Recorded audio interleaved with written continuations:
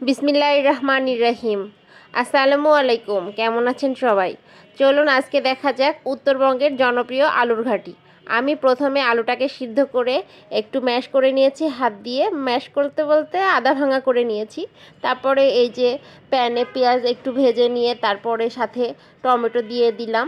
টমেটোর সাথে যা বাটা মশলা, আদা, একটু রসুনের পেস্ট এগুলো দিয়ে দিলাম। আর একটু পেঁয়াজের পেস্টও দিয়েছিলাম যাতে গ্রেভিটা একটু ঘন হয়।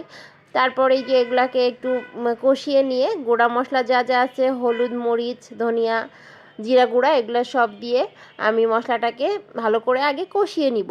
কষিয়ে নেওয়ার পরে আলুগুলা দিয়ে নিলাম। আলুগুলা কষিয়ে নিব কিছুক্ষণ ধরে আলু কষিয়ে নিয়ে আমি আস্ত ডিমকে অর্ধেক করে রেখেছি। এটা আপনারা চাইলে আস্ত ডিমও দিতে পারেন, মাছও দিতে পারেন, আবার গরুর গোশত দিয়েও রান্না করতে পারেন। উত্তরবঙ্গে এই ঘাটিটাকে যে কোনোভাবে ওরা খায়, যেমন আলু ঘাটি শুধু আলু দিয়েও ঘাটি করে খায়, আবার মাছ, গোশত, ডিম যে যেটা দিয়ে পছন্দ মনে করে সে সেইভাবেই রান্না করে। এই যে আলুটাকে বেশ ভালো করে কষিয়ে নিতে হবে, সাথে একটু গরম মশলাও দিয়ে নেবেন, তাতে করে আপনার আলু ঘাটির টেস্টটা বহুগুণে বেড়ে যাবে। আমি গরম মশলাটা আস্ত ব্যবহার করি না, আমি গুঁড়া গরম মশলাটা ব্যবহার করে নিয়েছি। আলুটা ভালো করে কষিয়ে নিয়ে যখন ঝোলের উপরে তেল উঠে আসবে তখন আমি অর্ধেক করে রাখা ডিমগুলো দিয়ে নিব। এই যে ডিমগুলো দিয়ে কিছুক্ষণ রান্না করে, যেহেতু ডিম কাটা কুসুমগুলো বের হয়ে যাওয়ার সম্ভাবনা আছে বেশি নাড়াচাড়া করলে, এই জন্য আমি বেশি নাড়াচাড়া করব না।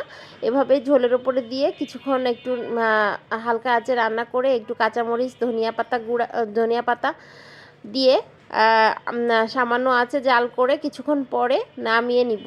এই তো তৈরি হয়ে গেল আমার আলু ঘাটি। খেতে কিন্তু বেশ মজা ছিল, যদিও আমি প্রথমবার ট্রাই করেছি, তারপরে অনেক মজা ছিল। ধন্যবাদ সবাইকে, ভালো থাকবেন।